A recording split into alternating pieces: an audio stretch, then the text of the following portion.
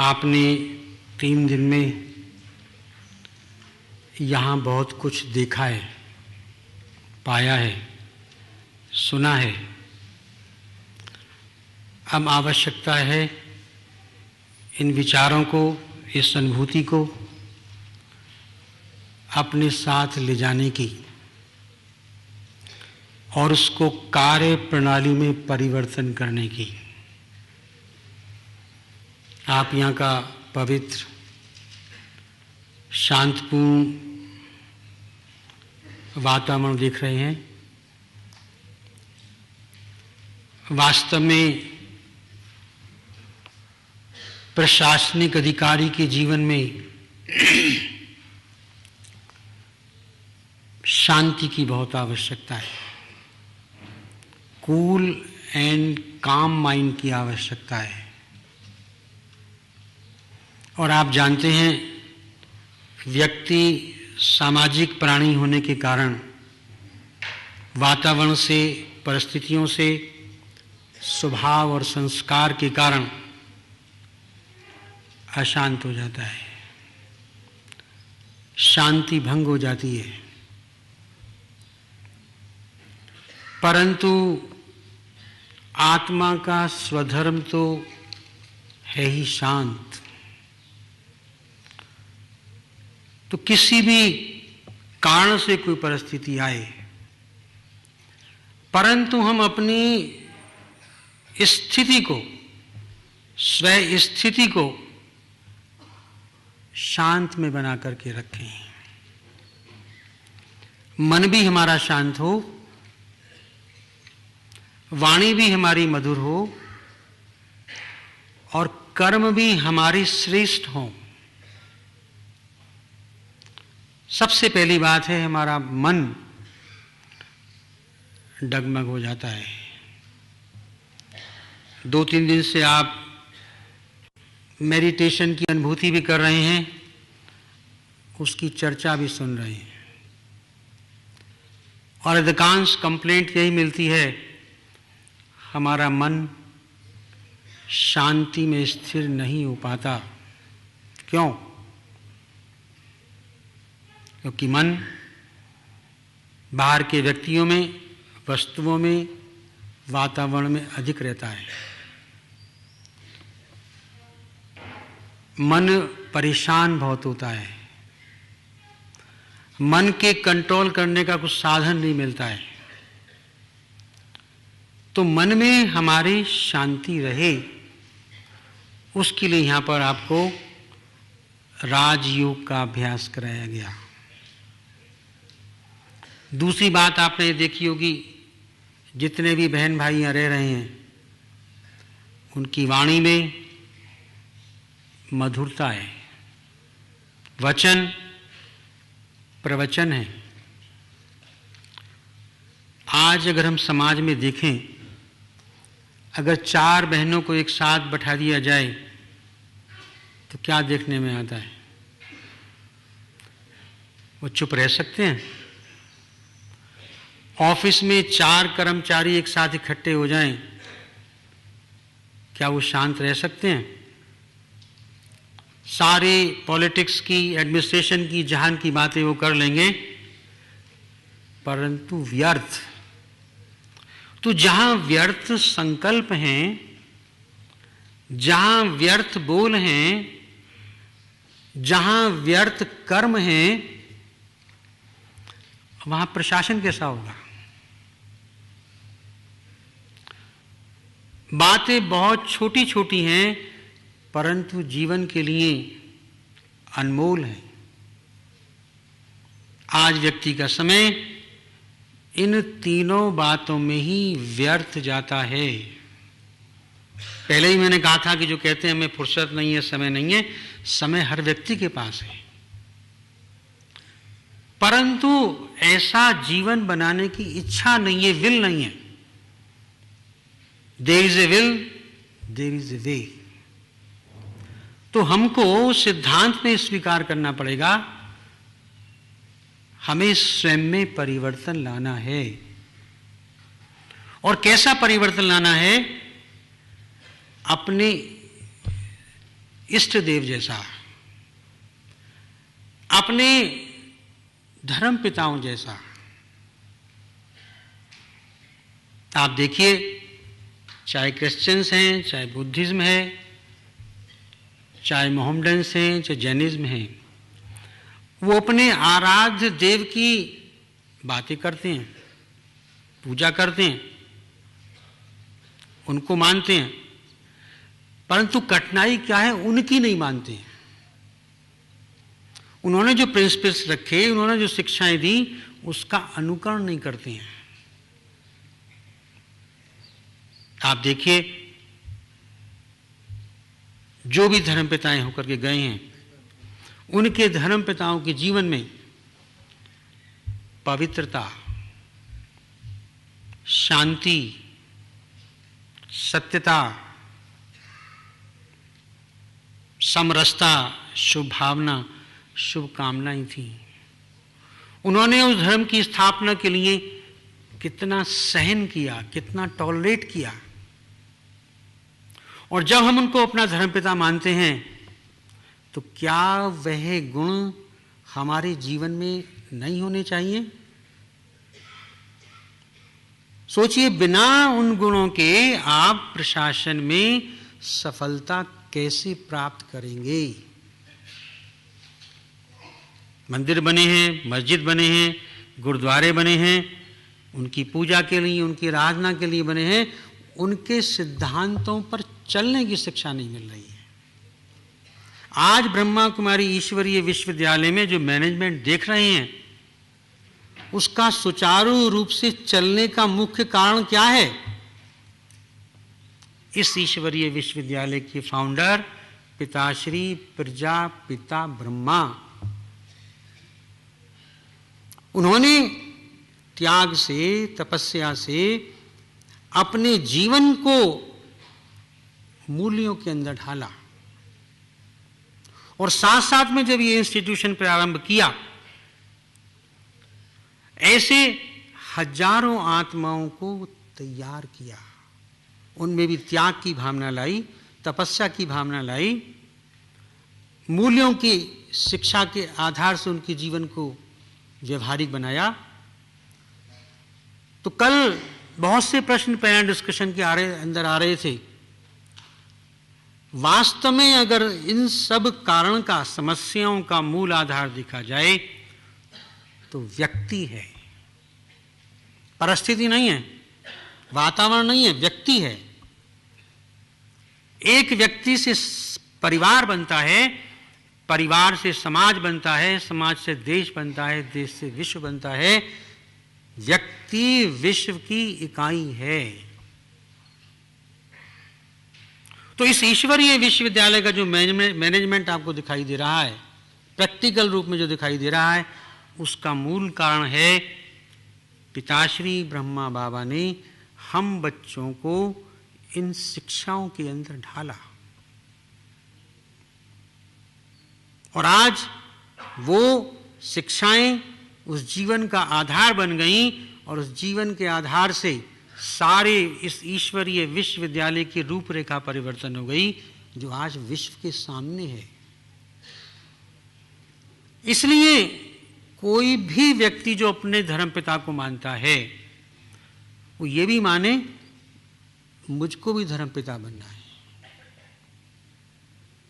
धर्मपिताओं का जो प्रशासन था, वो दिल का प्रशासन था। आज का जो प्रशासन है, वो बुद्धि का, दिमाग का प्रशासन है। उनके प्रशासन को, उनके सिद्धांत को, उनकी बातों को व्यक्ति इशारों से मानते थे। और यही कारण है इस ईश्वरीय विश्वविद्यालय में जो बहन ब्रह्मा कुमार, ब्रह्मा कुमारी हैं, वो दिल से साथ साथ अब और इस ईश्वरीय ज्ञान के प्रभाव से उस कार्य में लग्न हैं।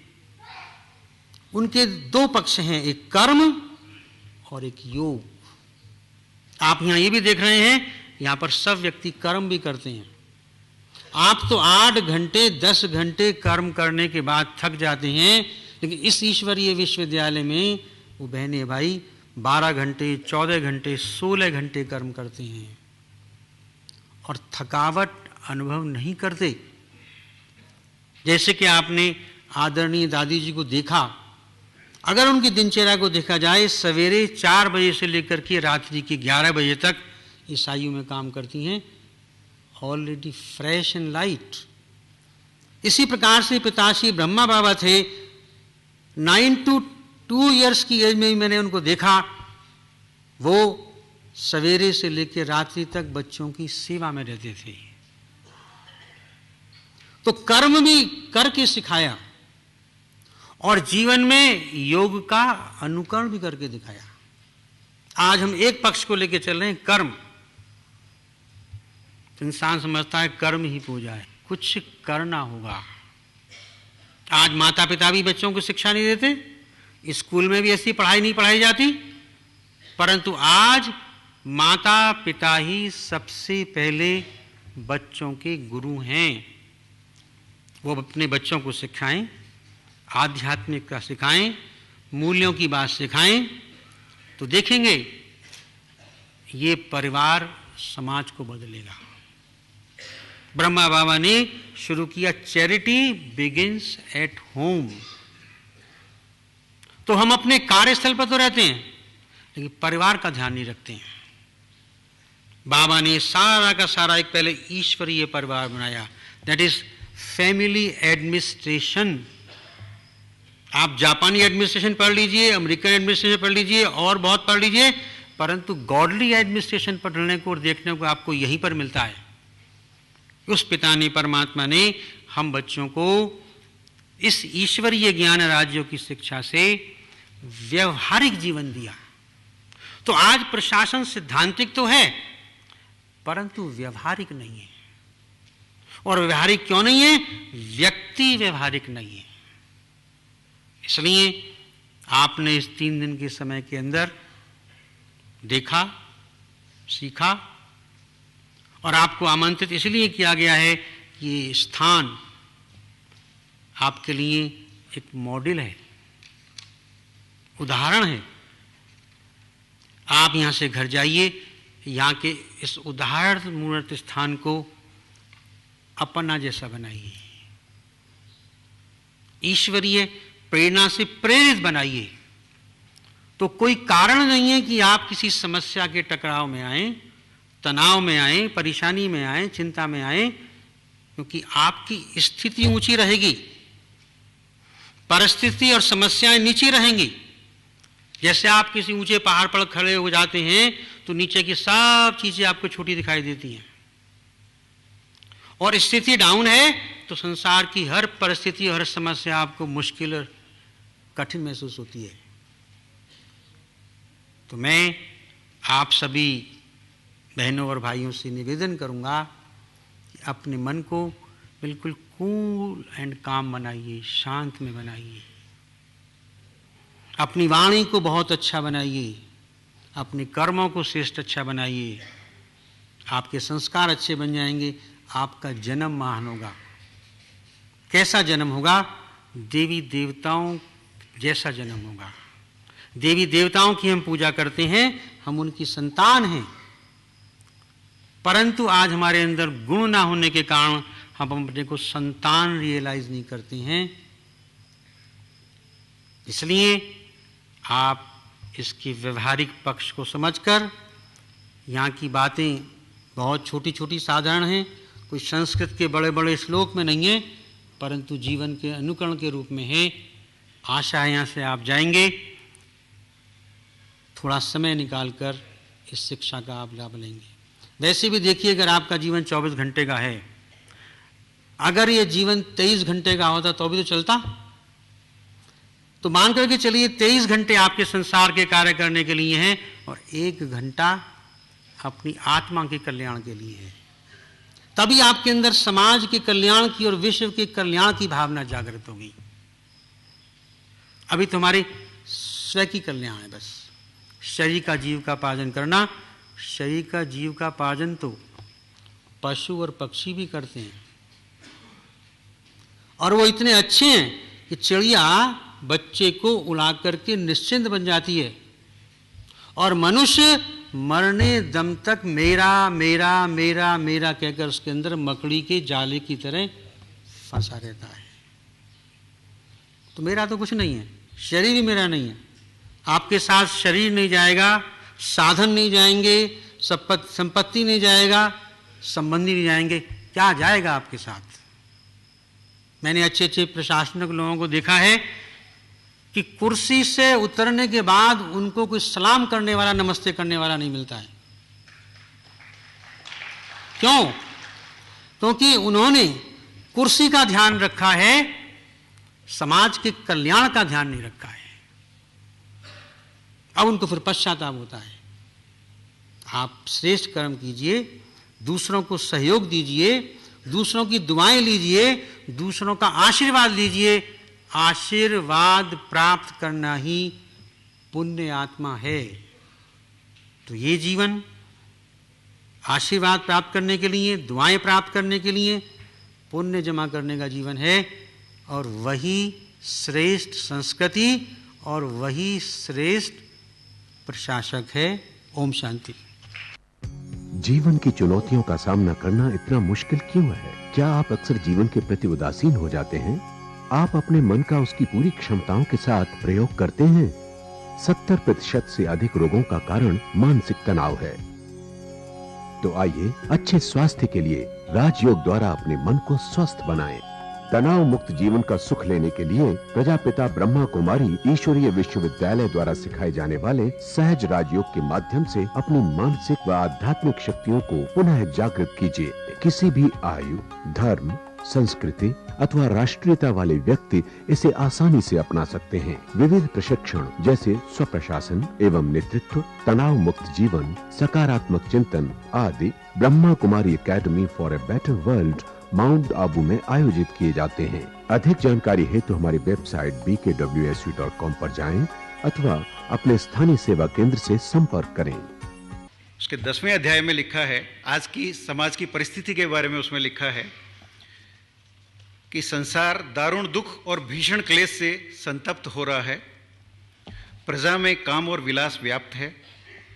मिथ्या अभिमान व तामस अंधकार ने विश्व को अज्ञान के अंधकार से आच्छादित कर दिया है। साक्षरता जन्य अपराधों के आवरण ने ज्ञान प्रकाश को अवरुद्ध कर दिया है। पाप मानवता का हनन कर रहा है। ऐसे विकट समय में, विषम परिस्थितियों में आत्म साधना ही एकमात्र विकल्प है, जिसकी शिक्षा यहाँ पे दी जा रही है।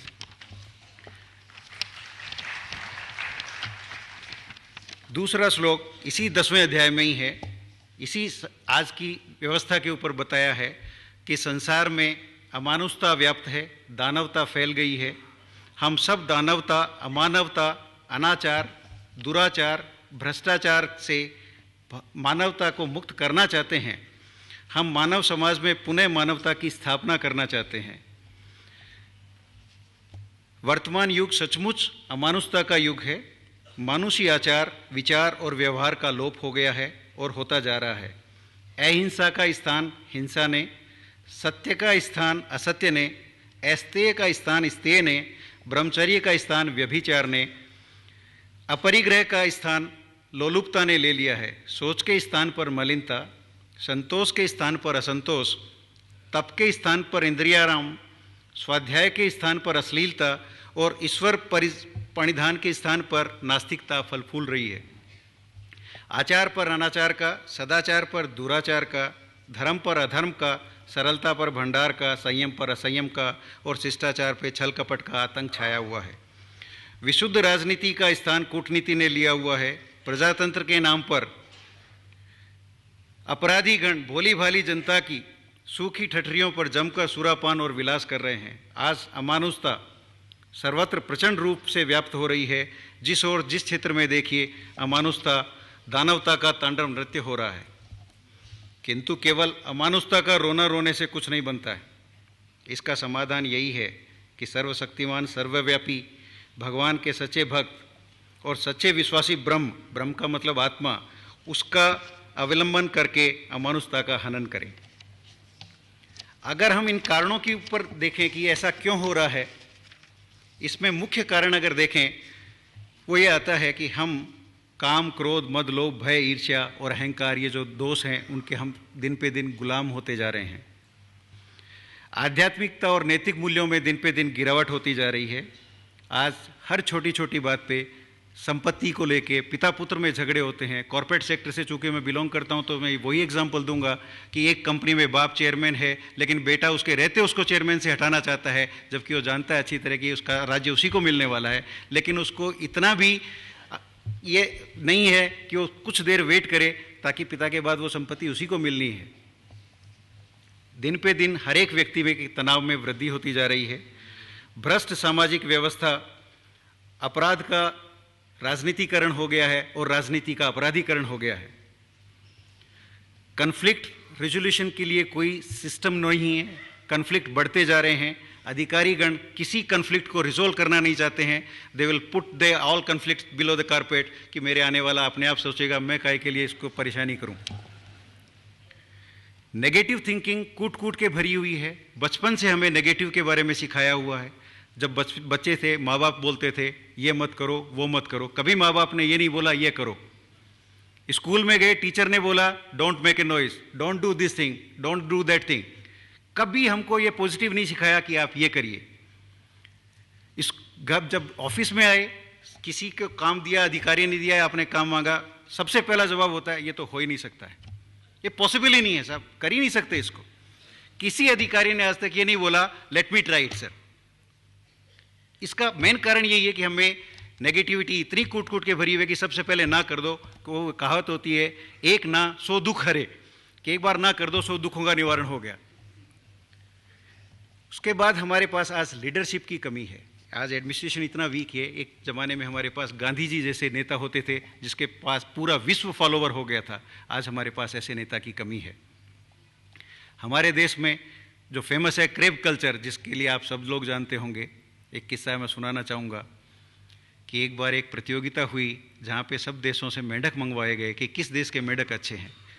हर देश से मेंढक बड़े अच्छे अच्छे पैक होके आए, लेकिन इंडिया से जो मेंढक गया वो टोकरी बिल्कुल अनपैक थी, कवर भी नहीं था उसके ऊपर। तो बड़े लोग आश्चर्यचकित हुए कि ये कैसे हुआ, क्या हुआ। तो उनसे पूछा गया कि साहब इसमें पैकिंग का खर्चा करने की क्या ज़रूरत थी, जब एक मेंढक बाहर निकलने की कोशिश करेगा दूसरा मेंढक उसकी टांग पकड़ के खींच लेगा। वही एडमिनिस्ट्रेशन की कल्चर हमारे यहाँ है। अगर एक आदमी कुछ प्रोग्रेस करना चाहेगा दूसरा उसकी टांग खींच लेगा कि तुम प्रोग्रेस कैसे कर रहे हो। उसके बाद सवाल आता है रोटी कपड़ा मकान। हमारे इस एडमिनिस्ट्रेशन कल्चर ने हमको क्या दिया। हम एक 2 जून की रोटी मुहैया नहीं करवा सकते। 70% से लोग गरीबी की रेखा के नीचे रह रहे हैं। संस्कृत में कहावत होती है बुभुक्षिते किम न करोति पापम, कि भूखा आदमी क्या पाप नहीं कर सकता है। तो हमें पहले उस भूखे की भूख मिटानी है। भूख के साथ जैसा दादी ने बोला भूख भी जरूर, भूख दोनों तरह की, पेट की भूख भी और आत्मा की भूख भी। हमें संकल्प यही करना है कि हम दोनों तरह की भूख का निवारण करें। एडमिनिस्ट्रेशन के लिए रेफरेंस बुक अगर देखें तो रामायण, गीता और महाभारत जैसे ग्रंथ आपको कहीं नहीं मिलेंगे। उसमें आपकी हर समस्या का निवारण मिलेगा। रामायण में आपको आदर का, त्याग का, सहनशीलता का, प्रेम का, मर्यादा का, कुशल प्रशासन का, उचित निर्णय कैसे लिया जाए, प्रजा सर्वोपरि, ये सब सिद्धांत की उसमें आपको व्याख्या मिलेगी। एक धोबी के एकमात्र कहने पे राम ने सीता का त्याग कर दिया, सिर्फ इसलिए कि उसके यहाँ प्रजा सर्वोपरि होती थी। आज हमारे यहाँ प्रजा की, गवर्नमेंट की डेफिनेशन बदली हुई है। पहले होती थी for the people, by the people, of the people. आज सब डेफिनेशन की स्पेलिंग FOR की जगह हो गया for the people, FAR the people. By the people, BY की जगह BUY हो गया, by the people. Of the people, OF का OFF हो गया कि जो नहीं मानता ऑफ द पीपल, खत्म कर दो उसको। ये हमारे एडमिनिस्ट्रेशन की डेफिनेशन है। रामायण में एक उल्लेख आता है, एक चौपाई आती है सुंदरकांड में कि सचिव वेद गुरु तीन जो प्रिय बोले भय आस। सचिव वेद गुरु तीन जो प्रिय बोले भय आस, राज धर्म तन तीन ही होई निश्चय नाश। कि अगर सचिव मीन्स एडमिनिस्ट्रेटर, वेद मीन्स डॉक्टर और गुरु मीन्स टीचर, अगर ये तीनों व्यक्ति भय के कारण प्रिय बोलते हैं, मतलब चमचागिरी करते हैं, सत्य को छुपाते हैं, तो इन तीन चीज़ों का नाश अवश्यंभावी है। अगर सचिव गलत बोलेगा तो राज का नाश होगा, वेद गलत बोलेगा तो धर्म का नाश होगा, और गुरु असत्य बोलेगा तो तन का नाश होगा। इन सब विकारों में बेबी सर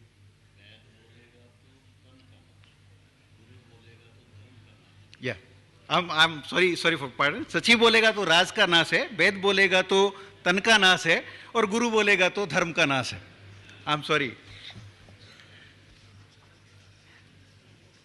आज हमारे यहाँ अगर हम देखें इन विकारों में, हम आदमी के तीन, मेरी राय में, व्यक्तिगत राय में, मैं तीन शत्रु आदमी के मानता हूं। पहला भ्रम, दूसरा भय और तीसरा भोग। भ्रम मीन्स आदमी अहंकार, अपने आप को इंडिस्पेंसिबल समझता है, लौकिक भ्रम है उसमें, वो समझता है मेरे बिना काम नहीं चलता है। हमारे राजस्थान में यहाँ पे एक जानवर होता है, उसको पैदली जानवर बोलते हैं। वो ऊपर पैर करके सोता है। उससे पूछा कि ऊपर पैर करके क्यों सोते हो? वो बोलता है आसमान गिर जाएगा अगर मैंने पैर नीचे कर लिए तो। ये हम एडमिनिस्ट्रेटर की बात होती है कि मेरे बिना ये ऑर्गेनाइजेशन नहीं चल सकता है। अपने आप को इंडिस्पेंसिबल बना दिया है, ऐसा नहीं है। मैं मेरी बात बताता हूं, मैं यहां नहीं आ रहा था, किसी कारण की वजह से ऑफिशियल असाइनमेंट ऐसे आ गए थे। मेरे साथ तीन व्यक्ति और स्पीकर ही थे, वो भी आना चाह रहे थे, जो बोला आप नहीं आ रहे तो हम भी नहीं जाएंगे। मैंने महेंद्र भाई साहब से रिक्वेस्ट की, उनको बताया कि साहब ऐसी ऐसी सिचुएशन है, अवधेश बहन जी को बताया, उनके दृढ़ निश्चय का संकल्प देखिए मेरी सारी मीटिंग कैंसिल हो गई, राम हेयर, और वो लोग भी सब यहीं मौजूद हैं। तो ये भ्रम है, आदमी का भ्रम सबसे बड़ा शत्रु है। इसी तरह भय, हर व्यक्ति हर वक्त किसी न किसी भय से ग्रस्त रहता है, चाहे वो भय शारीरिक हो, चाहे वो व्यावसायिक हो। हर आदमी सोचेगा मैंने ऐसा किया तो नौकरी चली जाएगी, ऐसा किया तो ऐसा हो जाएगा। अगर कोई व्यक्ति अपना ही स्वजन लेट आ जाए, 5 मिनट लेट हो जाए, आधा घंटा लेट हो जाए, तुरंत आपके मन में ख्याल आएगा, अरे क्या बात है, वो आया क्यों नहीं, कहीं एक्सीडेंट तो नहीं हो गया। हम कभी उसका पॉजिटिव नहीं सोचेंगे, बल्कि बुरा सोचेंगे अपने ही व्यक्ति का, कि भाई क्या बात है, इस महानगरी जीवन में कहीं एक्सीडेंट तो नहीं हो गया।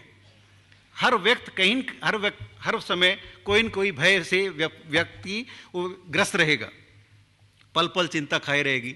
अगर किसी के पास ज़्यादा पैसा हो गया तो वो चिंता रहेगी कि कभी इनकम टैक्स का छापा नहीं आ जाए, कभी ये नहीं हो जाए। नहीं है तो चिंता रहेगी कि जीवन यापन कैसे होगा, बच्चों का कैसे निर्वाह होगा। हर व्यक्ति हर समय वो चिंता में ग्रस्त रहेगा। और उसके बाद लास्ट शत्रु भोग। ओम शांति,